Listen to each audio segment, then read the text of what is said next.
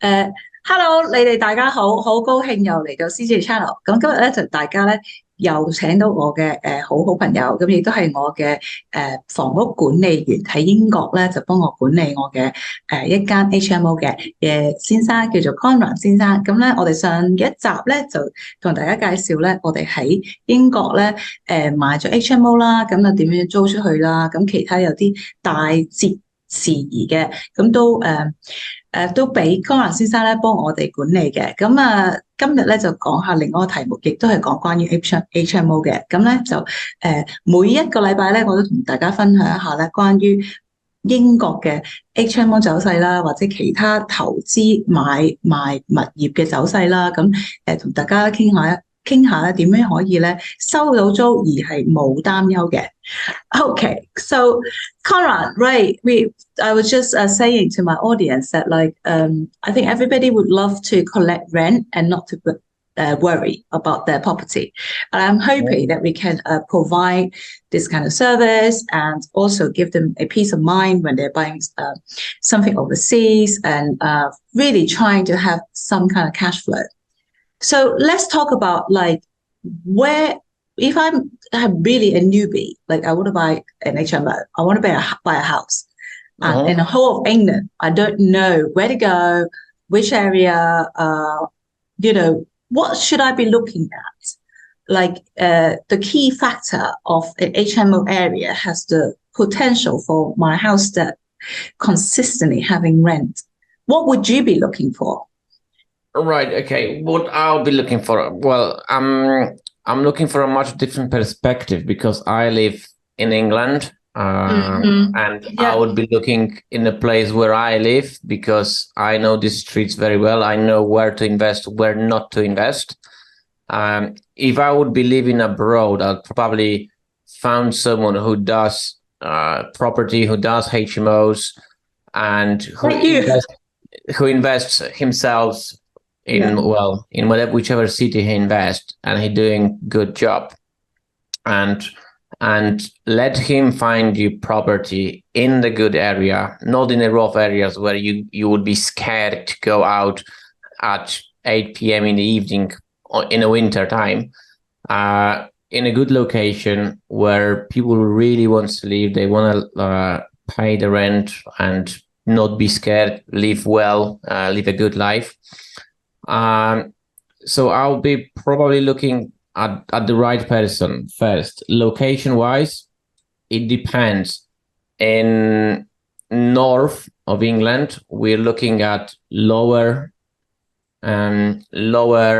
purchase price. However, the return in percentage might be a bit better. Right. Yeah. However, there is no capital appreciation as such. No. In like if you look at the history, like in north of England, the house prices were increasing very little in capital. Right, the price of property is pretty much same time since 2008, just a little went up. Where in London, or going down south, it's the return, the percentage of the return goes down. However, the capital appreciations goes up, and obviously the closer to London, the house prices are becoming more and more expensive. I'm shocked about the capital appreciation. Have no increase in value since 2008. Well, there is some increase, especially the last 3 years where it was a huge boom in the property market. So yes, the property prices went up. However, they haven't got as much in north of England. Which part of North England would you say? It certainly wouldn't be Manchester, would it? Yeah, the big cities like Manchester, Leeds, they are okay. I'm talking like Yorkshire, Newcastle, this sort of area, Bolton, and above. Yeah, north of Manchester, I know it well. Yeah. Even back in the day, like Manchester city centre, it was not really a place to invest.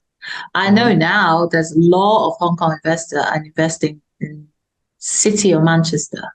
Well, I would say because I've been working with Hong Kong investors in the past, and well, if the properties, well, they invest. Well, from what I was looking for, I was finding properties for Hong Kong investors, and we've been looking not just Manchester. I know many people were buying in Manchester, but all over the country pretty much. Yeah, they are looking at the numbers. So it's very interesting when you said look for the person, not the area first, because most people will go for the area, and then probably they will search the area, and then they just find the right property, and then they're going to purchase. They would never consider I need a person in place to find it for me.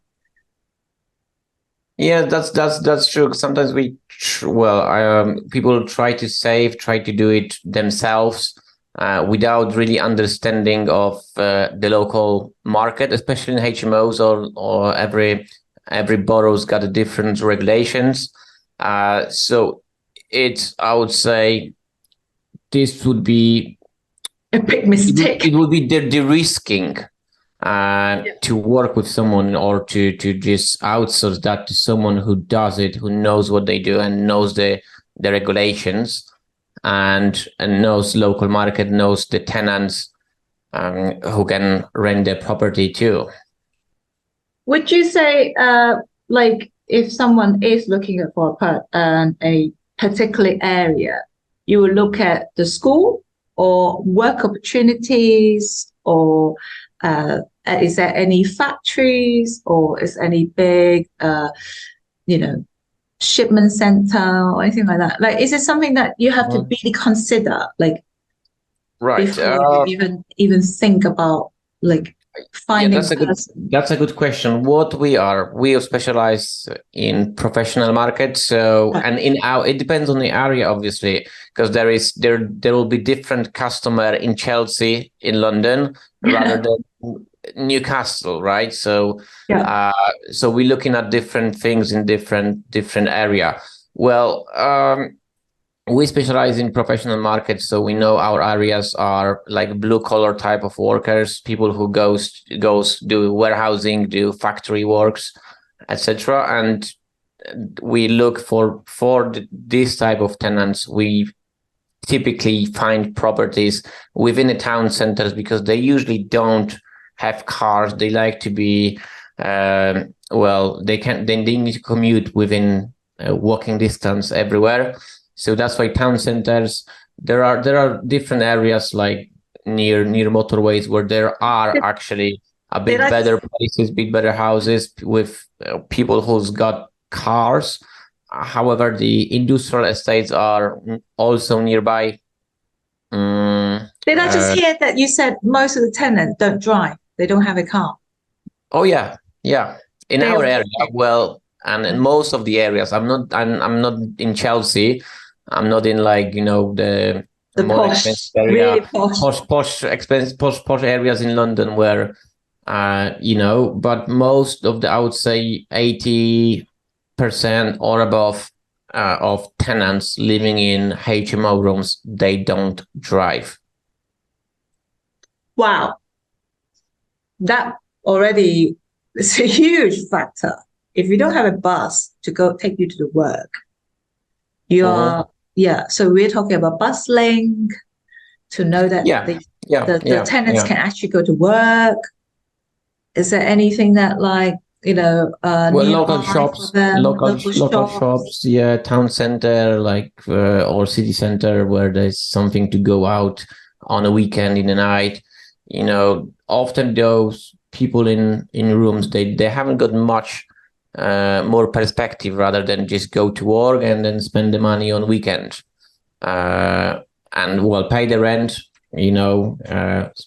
go somewhere, I don't know, meet friends, etc. So we have tenants who's been living with us for 4 or 5 years now, and they still haven't moved with their lives anywhere. But they are good tenants. They're just good. They're good tenants. We're happy with them. They're happy with us managing the properties. However, that's the life they've chosen. So, like, I'm just you're really talking about if you are buying HMO for that purpose only, the house that you're buying is very different to a single family let. Single family let, you need a garage, you need actually you probably don't want to be in city center. You probably don't, you want it to be in a more a close-knitted community, maybe. You quite far away from the city center because people want the peace and quiet. And if they have a car, they will drive. Would you agree? Or yeah, well, as everyone is different. Everyone is different, and yes, most people would choose areas like outside on a single let. As a single family tenant, will choose areas outside of the very town center. Some people like to be still on a single let type houses. People like to be living close by, because some families they work in a town, like, you know, in the shops, or I don't know, in a high street bank. So, well, I would say most single let type of tenants, yes, they want to live outside town. Not all of them. Whereby HMO tenants, ideally within 2 miles of the town center, unless there is something in the specific area which attracts tenant to live in that place. You narrow your search already, 2 miles, right? And what type of houses are we like, you know, to bear in mind? New houses or houses, Victorian homes, semi-detached, detached? Okay, so that's again, it depends who is our client. So we need to start thinking with an end in mind, right? Who is going to rent the property from us? The client is the tenants, not the landlord. Yes. Yeah. That's correct. So the landlord really need to. You're very correct there. Sorry to interrupt you. To use the word client, because really your tenant is your client. That's correct. They are paying the rent. They are they pay the rent, the mortgage, the bills, etc. So yeah, we need to start thinking who we are going to rent the property to first, and then we find the right property. As I said, if we are in like more expensive area, we probably choose. Well, it's not as much as about new build, terraced, end of terrace, semi-detached, etc. No. It's how it's finished, right? The end product. So if we are in Chelsea, if we have like renting to, I don't know, like office workers, I don't know, people who earn well, they probably pay premium in rent, but they would expect a higher standard of their properties as well. Often like with car parking, etc. But they will pay more for a better house. If you have like a factory workers, obviously the competition on the HMO market is, there is competition, obviously. So we always trying to be a little bit above someone who is competing with us. So, however, it's don't need to be as high as for a white collar type of workers. It need to be okay. Unless we are sort of renting to DSS type of tenants, meaning like the people who live on benefits, who council pays their rent. This is the lowest kettle of fish. Huh? This is another type of tenants. We don't do those. However, those houses doesn't need to be like refurbed at all. Pretty much, it does need to comply with regulations. So it depends on our tenant, and then the property. It can be any property. It's just the finished product is what we provide to our tenants, our clients. So you talk about the finished product. What kind of finished product have we got in mind? Imagine. Yeah, as I said, it's higher end furniture, higher end. I don't know, the better quality look of the property. You know, the size of the room. Would that be Size of consideration? room, yeah, size of rooms, obviously. What we How many find, bathrooms? yeah, ensuite bathrooms, maybe kitchenette in the room, these things. And what I found out, like with a HMO market, the larger the rooms, the longer tenants will stay in that house. So my house is perfect then. We got loads of that's true. Your house is great, and I'm sure the tenants will be staying there long. Okay, kitchenette in a bedroom. Is that even safe? Let's try to explain to a Hong Kong client that our viewers, what is a kitchenette? Kitchenette. Yeah, kitchen. It's like we used to call it bed sit, don't we? I remember I had a friend who lives in like really posh part of London back in the day, years ago. She had a bed sit, and it was really posh in my opinion. I was like, oh wow, like you got all this in one room.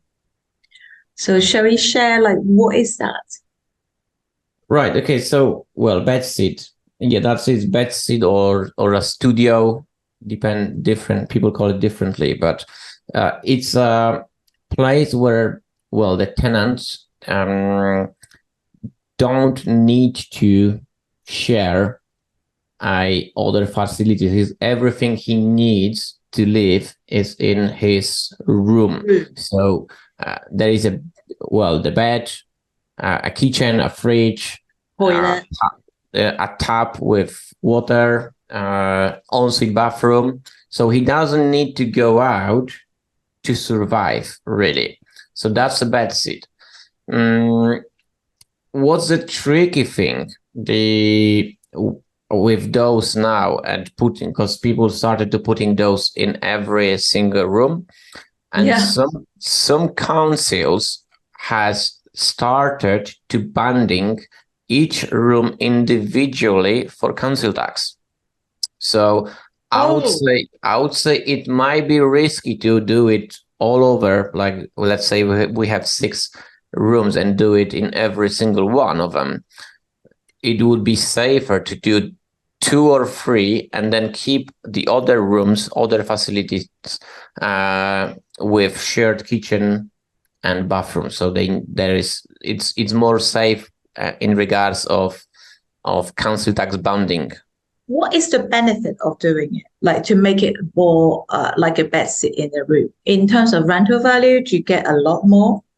You could probably get, it depends on location, 50, 100, 150 pound, maybe 200 in London more a month from that room. So it doesn't need like really, if we are doing the whole property refurbishing from back to brick and then putting everything new, doesn't cost much more to put pipe work to the room and run the water, put the kitchenette, hob, fridge, etc. to get higher rent. But it doesn't look very attractive for the, like, if you're planning to sell it in the future, like, is that even is that even doable? Yeah, well, it is doable. It is doable, and actually, in COVID, tenants, I mean, the COVID proved us a little that those rooms actually works a little bit better, because some people were scared of COVID and they were more attracted by rooms which are with kitchenettes, because they don't need to go out, they don't need to meet the other roommates. Well, that's people's perspective, right? Quite often. I would say it can be worth to do, because can get someone who, it depends obviously who is our client. However, we can get someone who will be independent in the room, doesn't need to share, doesn't need to live with others. Maybe, he can close himself in the room. So it's attractive to tenants. The rents might be higher in long-term perspective. And definitely the only risk is the banding from VOA on council tax, where we can be banded for single room individual, for every room banded in council tax. So that's the only risk, I would say. It's worth, is it necessary? Not always, not in every location, or not in for every tenant. It's not necessary, but yeah, is attractive for the rental value, like a business, basically, from so to have the end product in mind. What are we delivering to the tenants? But for the investor or the person, the landlord, is there like a big risk to only really think of the tenant in mind? Because just imagine they want to turn it back to like a normal single let. What is the risk on that? Like what would be the best advice from you for like our viewers to, buy a house that aiming for HMO, but probably in a few years I might change my mind, so I have different choices. Right. Okay. So, well, the HMO properties are usually large ones, large houses where we have more rooms, right? And if we, for example, we have 6-bedroom house and we put 6 bathrooms, that's not an easy thing to turn it back to normal family house, right? So if we are doing this, we need to have in mind that, okay, to bring it back to a family home type of house, well, we'll have to knock down those bathrooms. So that will be really difficult. However, if we do like a 5-bedroom house with 2 bathrooms, that would be probably easier then. What we also can do, if we do HMO, we need to, we're probably thinking long term, right? 5 years or more. If we, decide we don't want to do HMO anymore, we want to change, we have a large house already. We can always think of splitting it into 2 flats, for example, to keep the, to keep the cash flow not as good as in HMO, however, increase the value of property by having 2 properties in one.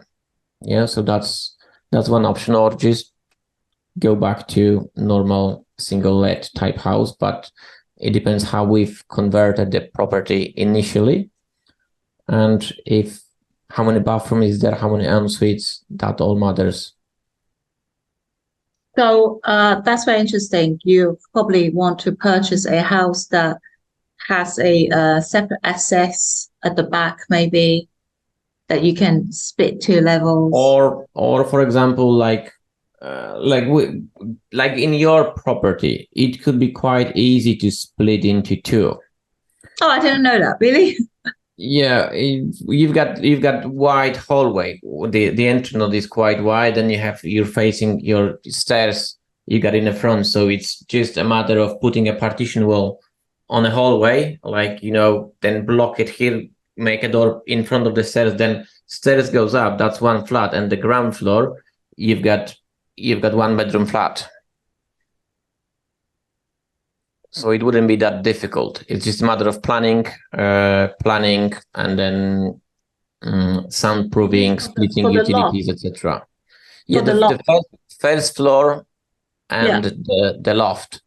Yeah, this could be, for example, this could be 2-bedroom flat, and the ground floor 1-bedroom flat. Yeah. You get 4 rooms at the moment on the top. So 1 room becomes kitchen, the other room becomes living room, and then still there are 2 rooms. So it's 2-bedroom flat on the top, and then there is a 1-bedroom flat downstairs, and it's quite easy to do. Is that common in like the area that my house is? Like, is that is it advisable, for example? Well, it's doable, but it requires planning permission. Yes. So that's regulate. That's what needs to be done first. Think about that before you do anything. Yeah, well, that's cost of architects, all the planning, consulting, and planning application, and the time, obviously. So that's one way. Then the refurbishment, it needs to be done differently a bit. It's not the cheapest, obviously. It's splitting utilities into 2 flats, soundproofing, fire regulations. So it's not as simple in refurb, but well, some people does that. So great.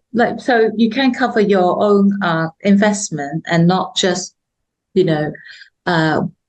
having to worry that we are investing in one type of rental, but you can still have potential like turning into back to normal. That's a really good suggestion. So if we are going to, let's say a client come to you and I want to buy HMO, I want to buy a house, what would you suggest them to do? Do you suggest to buy a new build or old build? I wouldn't advise on new builds. And the reason being is that I would probably buy something which needs modernization, something where we can add value. If it's a new build, someone is making money out of it already. Where if the property is, tired, so to speak, and then we convert it into HMO, put the fire doors, put new carpets, maybe do back to brick, rewire. Well, whatever we do, we are adding value. So we could buy a property, just as a simple maths, we can buy a property for 150,000, spend another 50,000 pounds on refurb. And for example, the property is worth now 250,000 pounds. And in that way, we've added value to the house. If we buy a new build, we buy it for 250,000. We'll have to spend anyway on HMO regs another 10, and the property is still valued at 250. So did you say, let's say you buy 150,000 house and you put 50,000 on it? Did you just say that? I just didn't catch the number. Yeah, and the property is like 200 grand, but you're already making money because it's valued now 250.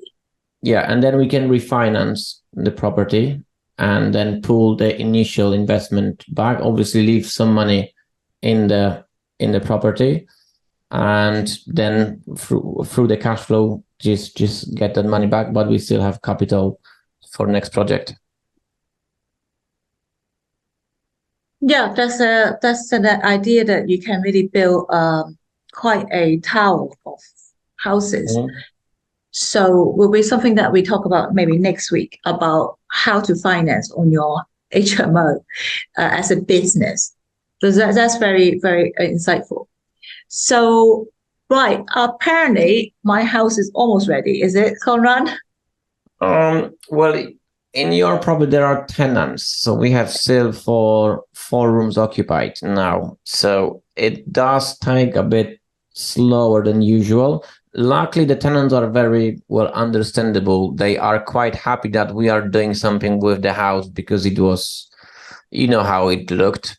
So, we are doing it. It does take time. I think like within 3, 4, 5 weeks, it depends on tenants. We should have everything done. Sounds amazing. Looking forward to it. Would be love to see some updates, and I can share with my audience what happened. Definitely to talk about the story of the house, what we've been through to this far, and that's another a whole video to do. Yeah, absolutely. It is quite hairy, the whole experience, but I believe that I'm in good hand. I really entrusted you with my house, so it's so far really quite comforting, to know that like it's such a change. I mean, yeah. Well, as I said, I didn't want to share with you what's happened so far, and but I will send you some video what we do at the moment. Yeah, absolutely. And so I will catch up with you next week. Yeah, definitely. See you. Speak soon. Okay. Bye-bye. Bye.